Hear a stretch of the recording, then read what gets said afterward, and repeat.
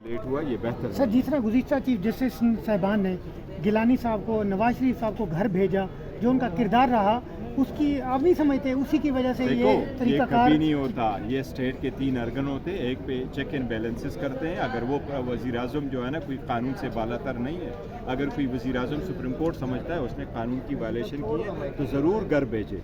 India में इंदिरा गांधी को किसने घर भेजा था? सुप्रीम कोर्ट ही ने तो घर भेजा था। फिर सुप्रीम कोर्ट में पार्लियामान बैठ गई और इंदिरा गांधी को रिस्टोर करवाया। तो जो वज़ीर आज़म आप घर भेजे, अगर आपके पास अपना लेजिस्लेशन का इख्तियार है तो आपके पास ये भी इख्तियार है सुप्रीम कोर्ट की जजमेंट को ख़त्म करें, फिर आप भेज करके दोबारा लेजिस्लेशन करें। क्या ये दुनिया में नहीं होता? चेक एंड बैलेंसेस होते हैं। किस वज़ीर आज़म ने कहा है कि मुझे गलत तरीके से निकाला गया? कौन सा वज़ीर आज़म है? क्या गिलानी साहब किया था? तो गिलानी साहब से पूछो ना कि अगर आपको सुप्रीम कोर्ट ने निकाला तो आपने अपील क्यों नहीं की? अपील फाइल करते सुप्रीम कोर्ट में, आप सुप्रीम कोर्ट को कह देते। अपील तो आपने फाइल ही नहीं की, सुप्रीम कोर्ट ने आपको घर भेजा। तो ये कोई बात हुई? वज़ीर आज़म से पूछो नवाज शरीफ से, आपको उस वज़ीर आज़म को कहो कि आपको घर भेजा सुप्रीम कोर्ट में, आपने रिव्यू फाइल किया, आपने रिव्यू क्यों नहीं फाइल किया? आप खुद चले गए लंदन। आप नवाज शरीफ से पूछो कि यही वो सुप्रीम कोर्ट है जिसमें इसाकडार साहब आपके खिलाफ वहदमाब गवाह बने थे। इसी सुप्रीम कोर्ट ने आपका वही केस हुदैबिया वाला ख़त्म किया, तब तो आपको एक्सेप्टेबल था।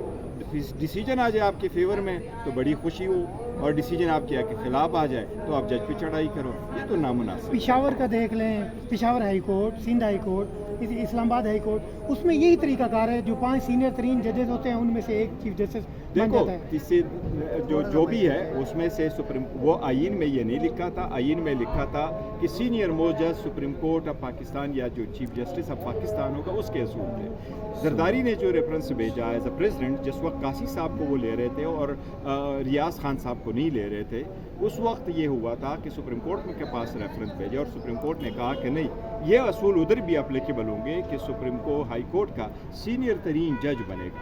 और ये फर्स्ट टाइम यहाँ हुआ है, अदरवाइज़ होना ये चाहिए कि अगर हम बाकी एम्प्लॉयमेंट में करते हैं, देखो जितना आप हर्ट करोगे, जितना आप आइसोलेट करोगे, जितना आप उसके डिमिनिश करोगे, तो सरकार स्टेट का अगर एक सतून नहीं रहेगा तो स्टेट की आवाम कैसे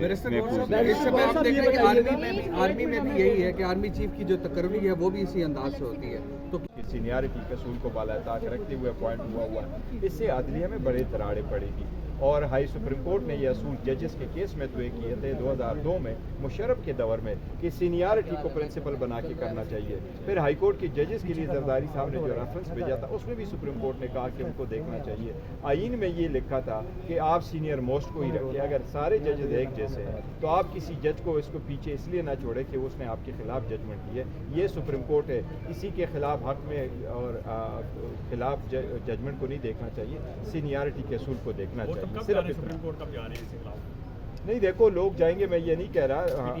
पीटीआई भी हम कंसिडर करेंगे, वो सारी चीज़ों को कंसिडर करेंगे, लेकिन हम किसी चीफ जस्टिस की अपॉइंटमेंट का मकसद नहीं, हम तो 26th अमेंडमेंट को जो है एज अ होल उसको चैलेंज करेंगे बजाय इसके कि हम चीफ जस्टिस को कहें। इस पर ऑब्वियसली इज द जज of supreme court. Thank you. Welcome. ठीक। तमाम वकला कह रहे हैं, वो ये कह रहे हैं कि आप अदलिया को उस पार्लियामेंट के मातहत दे रहे हैं जो पार्लियामेंट खुद सेलेक्ट होके आई है, इलेक्ट होके नहीं आई है। जो फॉर्म 47 की पैदावार है जो 8 फरवरी को इलेक्शन के ज़रिए नहीं आई, तो आप उस 26वां तरमीम के बाद आप उस अदलिया को जिसको इंडिपेंडेंट फैसले करने हैं वहाँ आप अपनी मर्ज़ी से जजेस मुसलत नहीं कर सकते। आम हालात में और होती है, अगर वाकई इलेक्टेड हुकूमत होती है और 26वां तरमीम या कोई भी तरमीम हो आपकी मीडिया के सामने मुस्तवदा होता, हमारे सामने होता, उसके ऊपर बहस होती है, तमाम कानूनदान उसके ऊपर बहस करते हैं। यहाँ तक तो आखिरी लफ्ज़ दिन तक पता नहीं था कि मुस्तवदे में है क्या, छुप छुप आके हो रहा था। देखिए कल इन्होंने additional agenda private member day पे इन्होंने रूल्स को वायलेट किया और इन्होंने गवर्नमेंट बिल्स जमा कराने शुरू कर दिए, पास कराने शुरू कर दिए जी, एडवांस सारे क्लास पास कर दिए। ना मकसद का पता है, ना ये पता है कि वो बिल है किस लिए और आवाम के किस मफाद के लिए। अच्छा, लेकिन फिर भी अज़राए करम जो वो बिल कल पास करते थे ना, तो वो बिल की ना कोई कॉपी आके हमारे डेस्क के ऊपर रख दी जाती थी कि ये बिल है। 10 मिनट के लिए सही, पर हमें उसका कुछ ना कुछ मुसवदा तो कल वो दे रहे थे। इतनी बड़ी 26वां तरमीम कर दी आपने, पूरे आइन को चेंज कर दिया, लेकिन मुसवदा नहीं था। अभी भी हम ढूंढ रहे होते हैं कि वो कौन सी 22 शिकें हैं, कौन सी है जिसके ऊपर हमने बात करनी है। तो हमारे सिर्फ मकसद ये है कि आप पार्लियामेंट को, उस पार्लियामेंट के अंदर आप अदलिया को आपने दे दिया है जो पार्लियामेंट खुद जाली है।